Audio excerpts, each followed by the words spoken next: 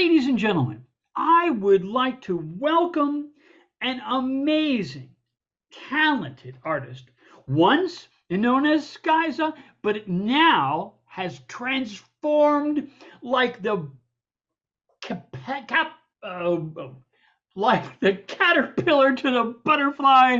She is now Monique Verse.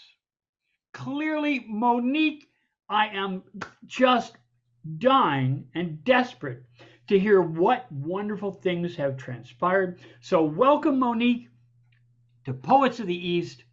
I'm so glad you could join us. Thank you so much. Thank you for having me. It's been wonderful. Well, Monique, as is typical with our Poets of the East program, we start out with a little bit of an interview so that we get to know this wonderful artist. To me, the as wonderful as the Zoom poetry events are, and they are wonderful. I swear to God, I will always say these are wonderful events. Their limitation is that you get these little snippets, these wonderful poems, and it's like somebody sets a flower down in front of you, but you want to know more. You want to know about this and that. And you want to say, poet, please take time to tell me. But here we take the time. Okay. Yes. So my first question is, when did you start writing? Did you I start as a started writing at 6 years old. ah?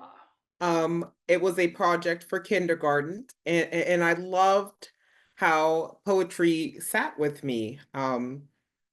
Hopefully those with arachnophobia, it was a poem that I will just, say that that was my poem as a 6-year-old. And a couple of years later, I just kind of wrote, and I really enjoyed doing that in my spare time.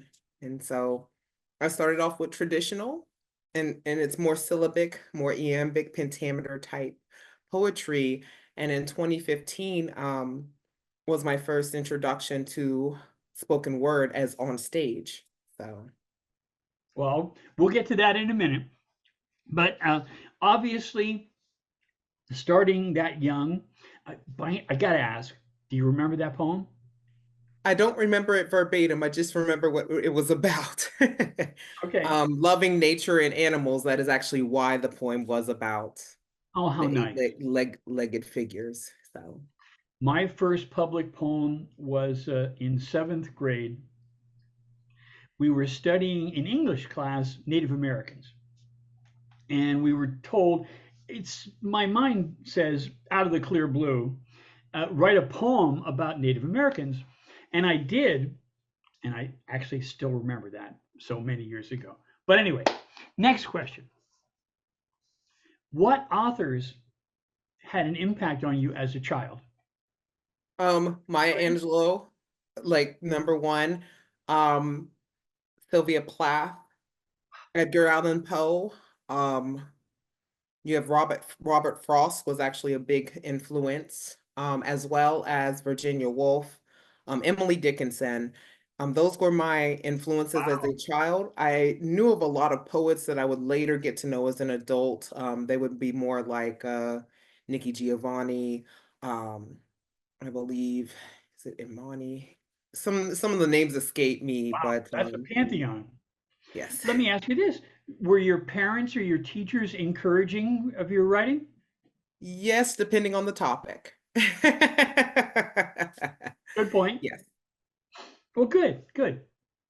Now, um, when you when you were in school, and obviously you were already writing, did you write for the school newspapers or the newsletters or yearbook or stuff like that? No, I was more of a closeted writer. Every now and then people would understand, oh, this little catchy thing that the school liked was from, and so as a result, I pretty much grew to know that my writing that people loved was more syllabic, was more like jingles. I wrote a jingle about, Santa. This was some time ago. And they loved those types, but most of my writing took place behind closed doors that and the volume of my writing that most people have not seen is way vast. Um, Wow, wow. Yeah, I used to in my morose early teenage years, I would write in a closet with just enough light coming in from outside that I could write a line or two of poetry, and then I would. Yes. But I was, yes, I was very shy also, until a certain couple writers really hit me hard. Okay, next question. Now, um, you've already answered several others from what you've said, but let me ask you this. Um, there's theories of writing. Some people say you should write every day so that you polish your craft, whether you need to or not. Other people say, oh, no, no, no, wait for inspiration. Write only from inspiration, because that's the best way. That's where it's coming from within. Where do you fit in that spectrum from write every day to only write when inspiration comes? I fit on I fit a little bit of both depending on the context. Most of the time I write when I'm inspired. However, sometimes if I have a writer's block, it is helpful to, put down on paper to get through it, even a repetitive okay, let me take this time to write. Let me take this time every day to write. That helps me get through writer's blocks or otherwise tough times to right, and then once the inspiration does hit, now the writer's block is removed and, creativity really blooms forth at that point, so it just depends on the situation. I read a short story, a writer named Italo Calvino, extraordinary absurdist writer. If you haven't seen his work, check it out. He writes about writer's block. He said, if you're feeling writer's block, take some completely innocuous or even disgusting topic and write about that. Just write because the theory is you'll never show it to anybody. So you're not worried about how will it be perceived if I write this? Will it, blah, blah, blah, blah, blah. You're not thinking about audience. It just removes audience completely from the equation. So I decided that I would write an article about taking out the recyclables. I thought, how innocuous, silly, stupid. You'd never show that to anybody. But I really ended up diving into it. And I was so happy. I read the poem. it, Wow. it turned into a project. Okay, next question. Now, are there themes or topics that you return to regularly? Yes, as you've noticed, a lot of the people that are poets, we tend to go through a lot. So a lot of my inspirations, Plath, We know how to Wolf, feel. Poe, were my morose days and reflect some of the things I've went through. The pen was my best friend in times where I didn't feel like I had a voice. So there were 16 years I was the quiet kid, believe it or not. And as of those 16 years, most of my 800 works that most people don't see came out. So as a result, I have, mental health as a theme, events that are challenges that are even grotesque events that we grow through. Um, I have those. A lot of my poems in childhood and youth into adulthood transitioned from the happy-go-lucky. Like I have a lot of versatility where, hey, I wrote poems about cats and dogs and, a little skunk. And so then I wrote poems about, feeling free. And also I've written poems about what the challenges I've lived through and the challenges of verbalizing versus putting it to pen, loneliness, and also some of the things in the world that didn't come until later in life for me. Um, but some of the things I myself go through just in the culture of today, being of African American heritage, Black heritage, and being of Native American heritage that most people don't know. As a result, those came later per my experiences. Okay. Next, do you think a poet has a responsibility to address social themes? I definitely do. And I feel like everybody tends to in their own way. Even some of the people that wrote children's books, you will see they might not be addressing it in poetic, but they might be out there, doing the things, living the experiences, um, doing what they need to do for things to go in a more positive direction, a more improved direction. So even if they wrote children's books as to get their mind off, you might see their life may reflect their, advocacy for these issues. I mean, most people don't even think about poets that are for children's books, as a poet, but their life reflects all the changes that they're pushing forward for us to have a better future, for a better world. So, Okay, thank you. Next, if a young person approached you and said, I kind of have this poetry bug, but oh, I don't know, is it a waste of time? I mean, it's not marketable, it's not an important thing, it's kind of a stepchild art. Is poetry important? um, to me, poetry is important. I had this happen in Seattle actually, in June, excuse me, July of last year. And somebody came up to me as I was at a function, and said, I write poetry and it doesn't seem like it's going anywhere. Not many people are interested. I don't have friends who can relate. And it's interesting because poetry is just a language talking about the same different things. Maybe not everybody speaks that language as fluently as other people, but it's always good to know of it.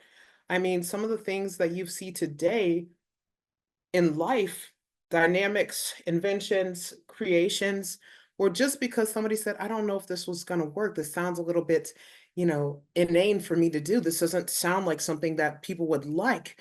I don't think it was going to be a fruition. You've got some of your greatest inventions because somebody decided to see, just to, see, is this going to? And you will never know until you try. So as far as poetry, I do believe it is important. I do believe it is a language spoken about issues just like other arts.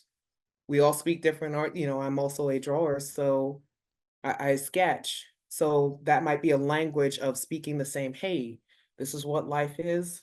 They do say life imitates, art, and art also imitates life. So I feel like it is just another language of that. Thank you. Um, Next, what makes a good poet? Diligence to their craft. I feel like open-mindedness to improve is a must. If you want to not just stay at one level. I started off as a traditional and went to learning how to do spoken word. Those are two different modalities. Um, I do feel like observing people and paying homage without, especially appreciation without appropriation or plagiarism, that is very important. Knowing knowing what plagiarism is, so you pay honor rather than theft is very important because a lot of us, we do take a lot of inspiration, just like even mine, but also there is a line there.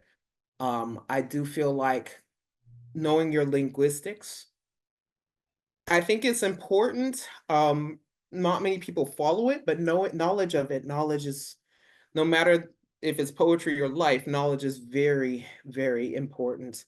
Um, And also style, recognizing that not everybody has the same style, but that one does have a style can be very, important. And the agree to disagree, no matter where you're at, that is super important being around poets online.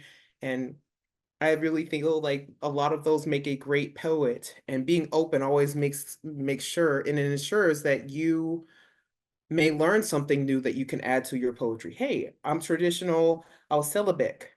I didn't want to rhyme because I wanted to see what that modality was. So being open to improving your craft doesn't mean don't rhyme still, but this was an experience I needed. So I really believe that those things are central to being a great poet. Thank you. Um, I was going to say occasionally when I feel I used to think that you should let a poet come raw and don't edit it, don't revise it, don't keep tinkering with it. But then I thought, when you look, Da Vinci did sketches before he ever did a painting. So maybe some drafting is really not a problem. Next question. Is narrative important in poetry? Narrative. I think that narrative can be very pivotal to have anyway, no matter if it's just in a poem or knowledge of being able to do that in a poem. You've got people who write poems that are kids' poems, but they're adults.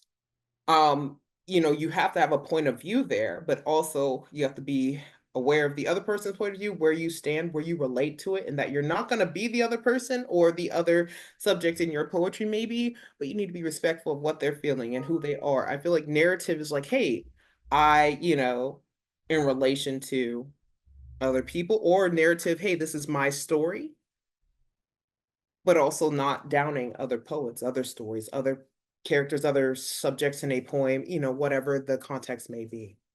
Thank you. So I really do think that's important to recognize. Okay. Next, what kind of reading do you turn to for entertainment? Um, oh, I have a very diverse reading I bet. experience. I bet. Recently I've read other poets' work. I even have your book. I have Generalissimo Brian's book. I have recently finished Chanson Bird's book. I have finished Maureen Medina's book, and here are your titles. Chanson's book, um, I believe it's An Open Soul. Maureen Medina's book, um, the literally I have the book on my bookshelf back here, No but kidding. Okay. it literally has to do with, I have other poets. Maya Angelou's book, Why the Caged Bird Sings. I also have materials like The Purpose Shivering Life. I have The Power of Now. I have the Bible. That's a very good structured thing to see life dynamics as well. I have, I have academic books. I have a book about Vietnamese. I have a lot of things, and even mathematics. So a lot of those do structure, even they have their own role in my poems, Wonderful. surprisingly enough. Wonderful. Um, what is your next goal as a writer, philosopher, counselor, poet? I have a book that I am currently working on. Um, I have two books that I'm working on, but one of them's poetry and one of them's life. Right now, I'm in the process of organizing a book called New Year's Renovations instead of Resolutions, and there's a reason for that title. I have another book that I plan to put to fruition. I believe it's going to be called The Journey Back, because a lot of this had to result in me looking inward for certain answers, and where I'm at instead of outward. So that was going to be the poetry book, but New Year's Renovations is going to be the book about life dynamics, and those are the things as a writer. This has been a great platform to come back to after you know I've only been published twice, but for me, that's still super notable, of the two individuals who made the collections, who have done that. But going forward, I have a lot of great goals. Let me ask you this. For many of us, the Zoom poetry experience, which is quite different than the live poetic reading experience, has had a big impact. In a way, it's kind of the shadow of COVID, which is so bad, but actually, it's had for many of us writers, it's had a real positive side. What what what did you learn from Zoom poetry? What surprised you about Zoom poetry? Well, I learned from Zoom Poetry when I came to it in April of 2021. I'd come to Danence's group, and also Flow Case by Ebony. There was a lady named Ebony, and she did I've learned that the boundaries are limitless. As my name had changed to Sky's the Limit, the boundaries, just that poetry, you could connect people from the world, not just with Zoom, but whenever they started in person hybrid. Um, Imagine being in New York City and being able to have poets that can see the audience react from the Philippines. I mean, and you learned also that that comes with a social aspect, that if people if they have certain challenges, I mean, I'm a human, I have had my own shortcomings, that other people, when you go to other states, other circles and stuff, if you don't address those shortcomings, that connectivity, you can end up all the way on the cross of on the other end of the coast, and know people that knew of those shortcomings you never addressed, even if they're poets in other countries. So it's very important to me to address things that shortcomings, and knowing better, doing better. But I also learned that the social aspect with that goes with, learning boundaries, even in poetry circles online. Um, there are going to be challenges that you meet in person that now the online aspect has brought. So that has been really surprising, but also enriching to know, because the more I know, the more I can accommodate and do better and improve on myself and also my relations with other people and poets alike. Um, Next and final question. Do you have a question for me? Yes, I do. First off, I would like another copy of your book because I got to meet the lovely experience of meeting you around November or December at Franny's Vegan Cafe. That was impeccable. And actually, I want to know, do you have anything coming up as far as with Franny's? I mean, because ever since, I haven't been there, I really think that that was really pivotal, and I really appreciated the people there. They had some of the greatest food, by the way. Well, thank you so much. I have a book I've started working on. It's in a slightly different vein than I've done in the past. I've written short story books and poetry books, but to me, my spiritual life has been very, very important. And it started off in a very strange way. I was literally thrown out of the Catholic Church bodily at my confirmation because I had been asking too many questions. I was evidently an impertinent youth, and I got sent outside. No, no, wait outside a lot. And I never heard that in our church. Now, this I understand it's not true for all Catholic church, but in our church, at the end conclusion of your confirmation, you were supposed to kiss the bishop's ring. Now, I'm an S, so I'm at the end of a long alphabetical line, right? And I'm watching all the little Catholic kids I knew at the conclusion of this, they're kissing the ring. And for whatever reason, my spirit took offense. I thought of Jesus, a guy who washed people's feet, a guy who hung out with criminals, with lowlifes, a guy who no one was too low for him to say, "Let me lift you up." And it seemed to me the absolute opposite of that. Smacked of Phariseeism, if you will. And on top of that, in my mind's eye, I couldn't get rid of the fact that I could see Tom Jefferson and Tom Paine and John Adams saying the end of kings, the end of priests. This is no, you don't know, we don't kneel to people. We are all equal. And and I thought, Rick, don't be crazy. You know, you're 12 years old. What are you going to explain to the Catholic Church that this is totally wrong? Just go through it. Just do it. It'll be over in a minute. Just do it. You know, just go through it. But when push came to shove, and the bishop puts his fist in my face, I shook his hand.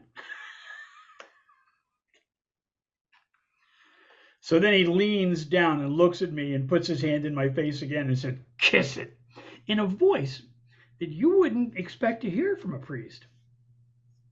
Now, I had no idea of, all the other subsidiary issues that we've later learned about Catholicism, but it just seemed to be utterly wrong. And I shook his hand again.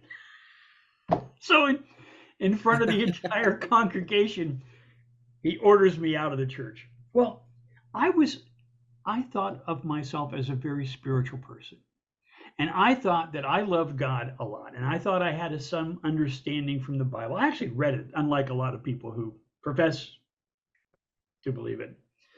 And I took a vow to my angel. I said, I want to read every book of God. I want to understand what God has to say to us.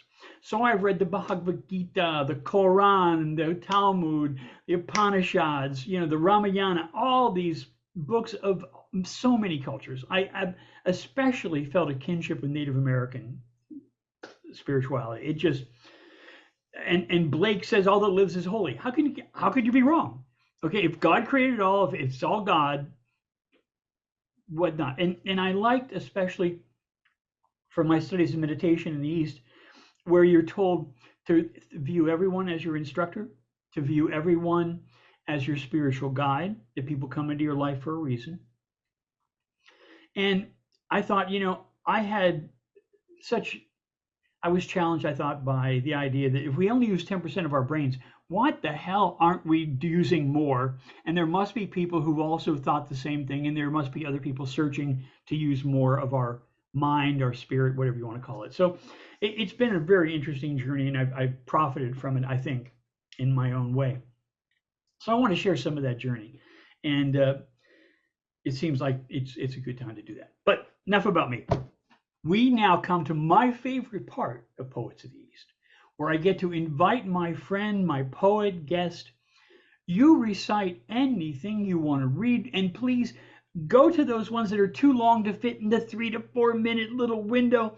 Read, my dear friend Neeck Spisak. Read whatever you'd like to read. You have 20, 30 minutes. Have fun. Thank you so much. By the way, as I My used to honor. be guys, thank you so much. By the way, I used to be Sky's the Limit, and Monique verse is a take on the phrase, the colloquial phrase, neck verse, which is Psalm 51. It's a very big plea to when you are accused of something, or when you want to pretty much say, have God be that last third party that says, hey, you're innocent, or hey, this is the truth, whatever your truth is. So Monique verse, the reason it's spelled that way is Monique literally a verse, it take is. on I neck apologize. verse. Oh, it is Monique, but I spell it neck verse for that reason. Okay. Feeling free, feeling me. Feeling like myself, like I took me back off the shelf. Like I tried to ride a bike and fell and got back up, but reached for the mic, knowing that troubles would strike, but I will succeed. Because I'm destined for what I want, and today is all I need. With my friends and family near and far that I love, and they loving me. But some people might not agree. Freedom is not always free if I expect it from anyone other than me. If I build self-made prisons and ask others to break them, their keys won't take to the locks because self makes them. Don't want to be both jailer and inmate on my path, a free woman on the earth, but limiting my craft and my existence to the size of an outdoor board bath? Do I want that aftermath? No. I was born a trendsetter. I'm going to be better than the last me, and I don't yet want life to pass me. Not going to let self-doubt catch me outside and trash me. Singing to the sky, not going to lie, on a natural high, and nothing can crash me. For I'm destined for what I want, and today is all I need. With my friends and folks near and far that I love, and they loving me. I'm feeling free, feeling me, feeling myself again. Being me ain't no longer a sin and should have never been, but we all begin somewhere. But whatever you do, please don't touch my hair.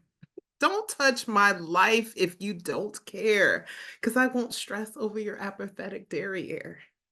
I checked out every one of my receipts, best believe, so I'm sure I didn't buy your banter that I received.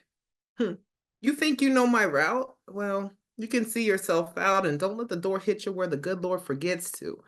Hey, we all want understanding and everybody plays a role, but finding ourselves is one of the main goals. Every spirit is a voice just waiting to be heard. I wish more minds decide to uncage their inner birds. Word. I just want people to know that I'm back. And my confidence had my insecurity as a snack, so I no longer feel attacked. I'm feeling just fine. Oh, and I'm liking my design because guess what? No matter what, it's mine. I'm still destined for what I want, and today is all I need. With my friends and folks near and far that I love, and they loving me. My story is that Southern fried recipe that my family forgot to pass down to me. So pull up a seat, because this is still the best meal you ever gonna eat. Easy to consume, but hard to digest, heart healthy, a defibrillator to the chest. It'll be bringing the next generation back to life. My words are also that fork, spoon, and knife. So have no doubt.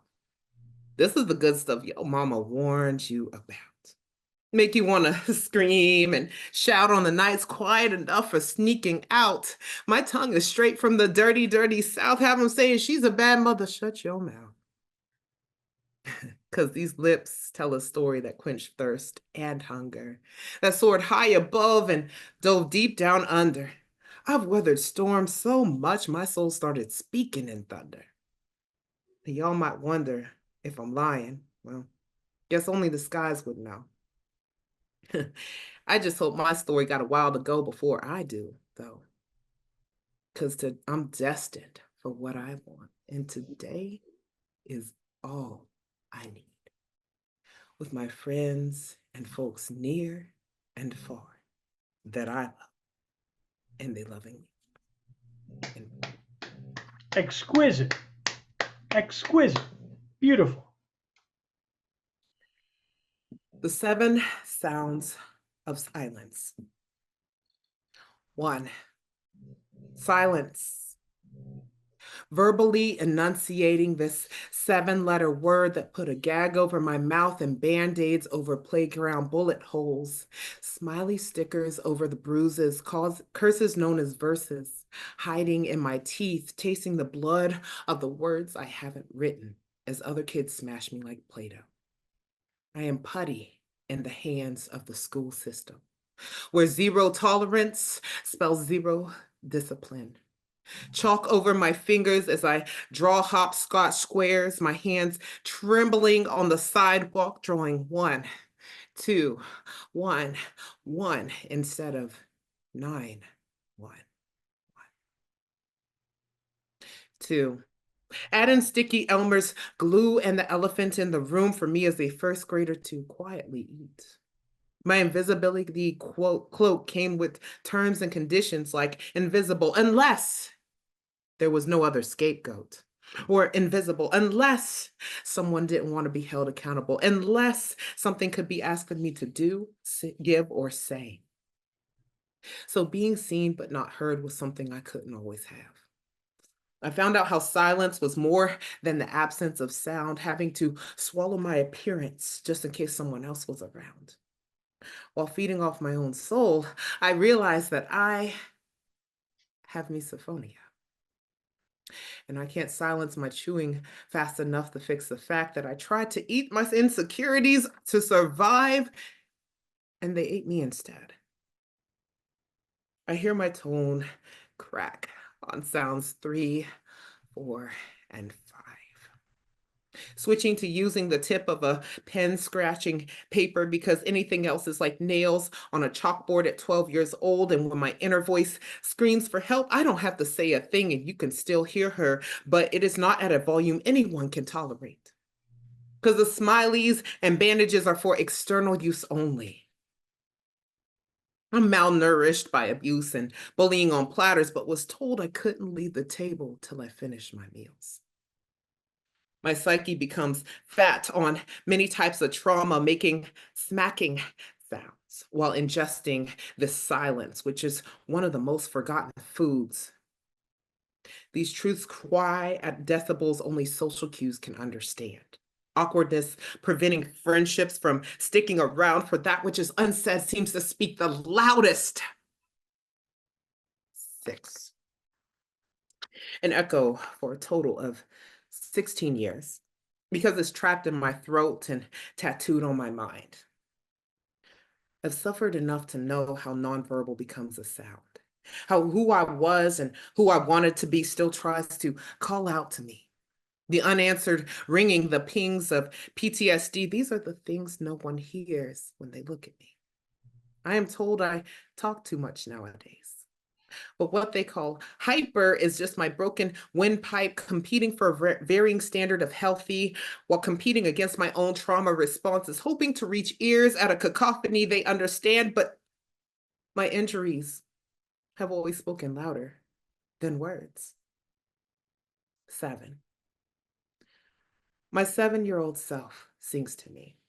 The same call she'd make at 12, yet I couldn't reach that same phone that rung till I turned 23. But this time, I answer. I tell her not to be quiet, that this world has lost enough voices, lost enough choices, lost enough chances for people to be themselves, lost enough stories that could have helped someone else. That her pen is the podium that she can always stand on. Her voice is the one sound life cannot take from her. And all the trauma she's digested will someday leave in a way that spells return to sender, because what they did might have reached that way, but that doesn't mean she is to blame for what others do or say. She sees everything her world could not see. She means everything that her world could not mean. She is everything her world could not be. And that is why her voice shouldn't have to break, but that her silence will, through me. And Wow. Beautiful, dear. Beautiful. Beautiful. thank you so Thank much. you.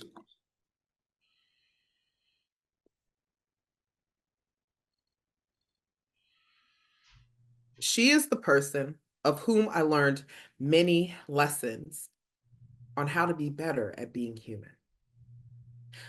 One of the best poets I've personally known stood and spoke words weaving a flow, her life floret on stage. Such a beautiful lupus-bearing lotus, her voice bloomed, all while striving to be the boldest. Enough that one day they will know her name. I noticed that she was speaking out because to continue standing out, she was speaking out because she wanted to continue standing out, because she also had wisdom, knowing that she may be ridiculed for being different, but if she kept striving and reaching past that, she'd reach unique. Her presence was a priceless memory I've held, and her friendship is one of the most of life-giving types of veils. Like an overflowing mix between vocal and floral arrangements, every petal, leaf, and lyrical thorn in the right space and place. I stood beside her as she received an award I'd longed after quite a while, for it's because of her choice to challenge the norm that I was inspired to smile.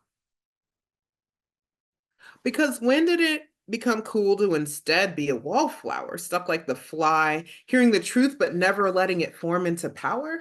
When did it, being the bud hiding from the sun, qualify as what's in? Choked by thistles and weeds, stampeded and crowded by other blossoms of gin, like when did it become better to be entranced by morning glories, to be dazed and dozed over, instead of living out one's story? Instead of rising above and pointing toward the sunshine, why would one be like pansies draining the same pot, claiming, that's mine? When did it become popular to be that flower? When was it deemed abnormal to have that extra petal? Being a 5-leafed clover in a field of floor is an anomaly. To be titled and treated like roses, yet openness closes on any perceived deformity in a world of conformity. When did knowing so little become the majority? When did it become popular to stay just a seed? When did it become healthy to be the taking tree or the sidewalk that never knows where it ends or where other people begin? Didn't most innovations come from things anything but quotidian? Like, when did it become cool not to let people grow so one can, not to let people go so one can grow? When did the mere feeling of immortality outride the logic of human reality? When did perceived long-term impunity become a valid excuse for leveling communities? When did scratching past the surface turn to being afraid to chafe? At one point, what point in time did showbiz become financially safer to do things physically unsafe? I used to echo that dynamic, but I ought not get near it. But really, when did it become popular to drink rather than to have spirits? When was it more important to use in place of having substance? But maybe some confuse that with the word sustenance, yet those habits were still maintained. When did going against the grain for any reason be considered insane? For any reason be considered insane? When did it become popular to stay in the womb? To make a cage of familiarity as exposed to experiencing the disparity? Even caterpillars don't stay cocooned to spite those becoming butterflies just to thwart their flight, lest the shell that prepared it for transformation become its ultimate cancellation. A vehicle harnessing change can become one's personalized shackles and chains, driving a person from tough to cuffed. That is, if one stays in it long enough. When was it okay to accept anything as long enough instead of to decide? Why would discernment be frowned upon in the days of sayings such as, honestly, I lied? Can we revitalize living the truth? In both words, actions, and living proof, can we bring back the ability to respectfully decline? Like, I respect others and myself enough that I choose to protect my peace and walk away because I've said my piece. Enough to know when a person is not currently able to give me the outcome I am asking for. Because unable to, can't, and won't at the end of the day usually still equal don't. And because I can only influence up to my 20%, I choose to live with purpose, slow to say and do only that which I meant by practicing frugal living, careful where my time and energy are spent, along with my pocket change and every bit of common sense.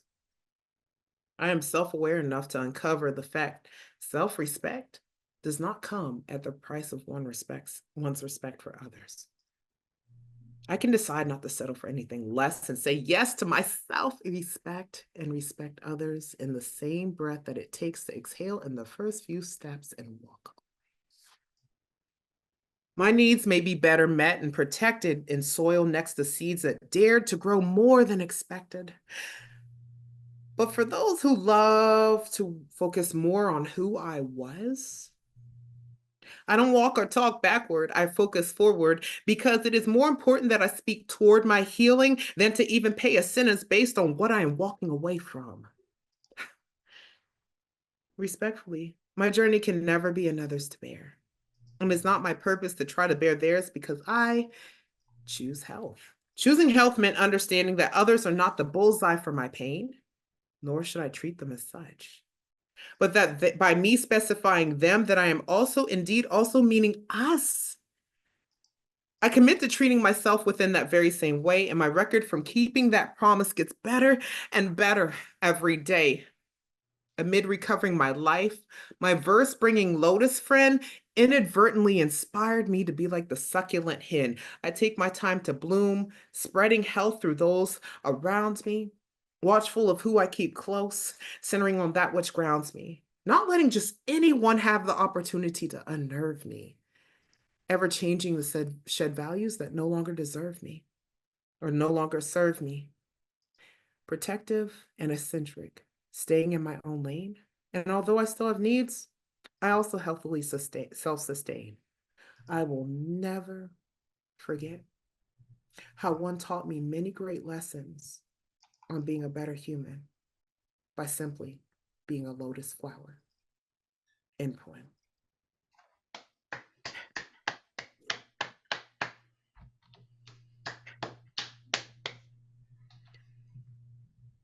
All righty. I have more pieces. That was so beautiful. Your work your work is so eloquent, and you speak both about the particular, about the personal, as well as about the universal. Uh, to me, that's the best of poetry. When you can take the particular and make it clear that this is something that we all experience.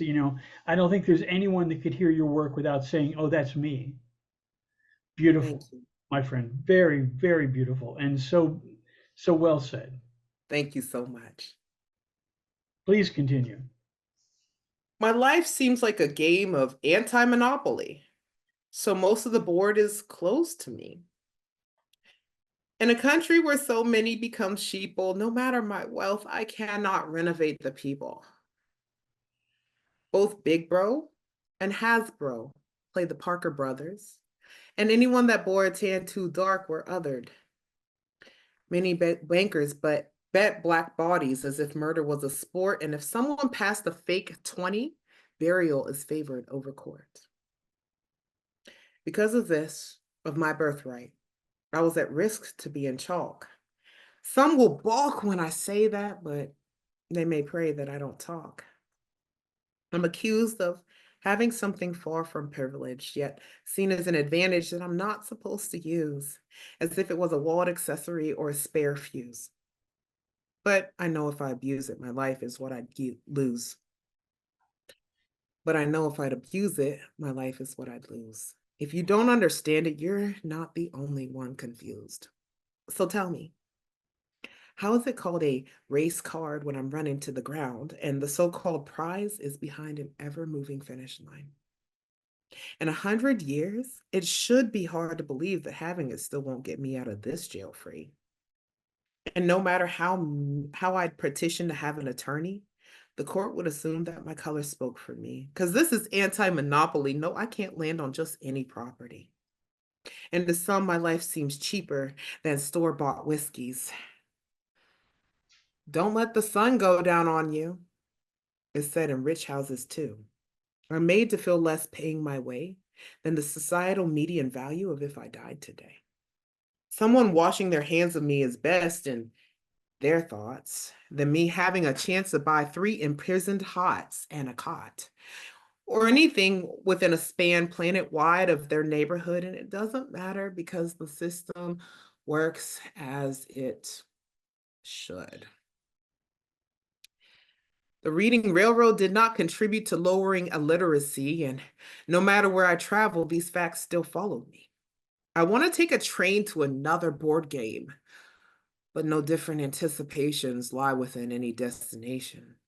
Almost like the world demands us to pay for our own selves. Because tourists like me are often harassed at hotels. The land promised to us was not to give, so their word was a lie before many of us lived. It's hard to coexist, let alone exist, with people who defend all of this. My life is this weird anti-monopoly game where I was born rolling 3 doubles to many nationwide. And if I wanted release, I'd have to roll 1 more. But for the record, I was only given 1 die in point.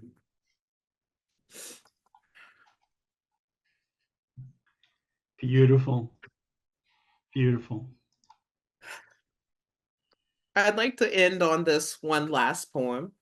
I always believe in paying it forward, so as a poet, I think this is perfect. How do I tell an author that his prose are the clothes that cut me? I bled from his wounds just by reading those words, blurbs leading me to thoughts most consider absurd. All I caught was that words and wounds are equivalent as they are equivocal, almost feeling unbelievable, knowing looks are deceivable only when the knife is pulled out or away from me. Crossing my eyes as I'm dotting my T-shirt with blood as it pours the content of my core, bleeding out that which I thought I knew before. His pen repeatedly scraped, rubbed, and raised my defenses and urged me to fight, but destabilized my senses.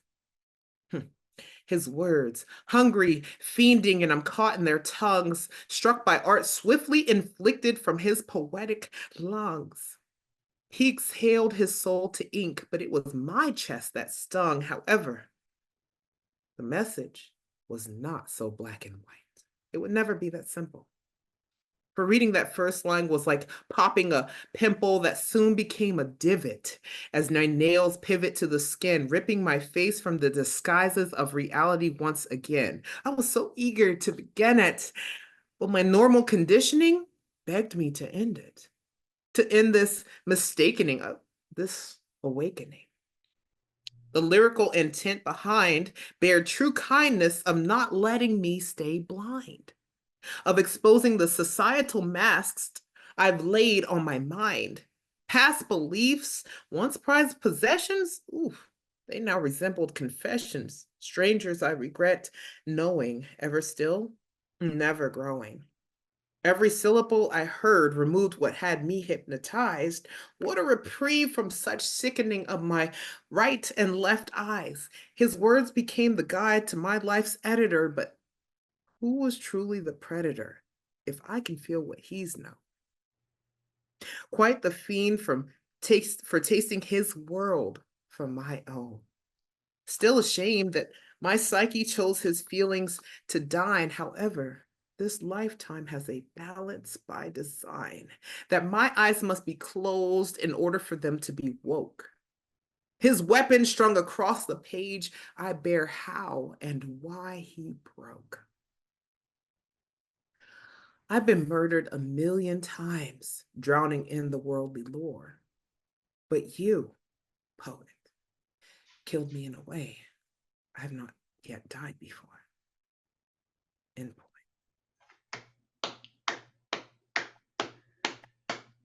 Skies, Monique, you are such a remarkable poet. Thank you. I hope you know, just, we all, those of us who strive to be good human beings, to be good participants in this grand world of ours, uh, we are walking around with a big burden of modesty, and I hope you set yours down because you are a world class poet, second to none, my dear. You are eloquent to the stars, to the stars. Thank you May so I much. offer you one poem of mine? Yes. It's only fair. I've asked you, and you've done so beautifully. Let me read one little poem of mine in a small tribute to your talent, to your wisdom, to the depth of your heart. Thank you. One moment. Let me grab just. I I couldn't think of the best one to read. I'm just so stunned. Your work is so beautiful. Thank you. That's not the one. Let's see here.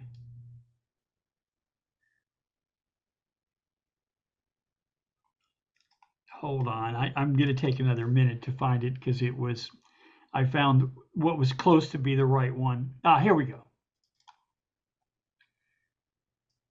This is a little poem I wrote because, you know, poets can be so eloquent, can speak so powerfully, can raise the reality of the heart, of the soul so beautifully. And like like that experience, I say this to you: when I among brave poets sit, when I among brave poets sit, I know the very soul of wit.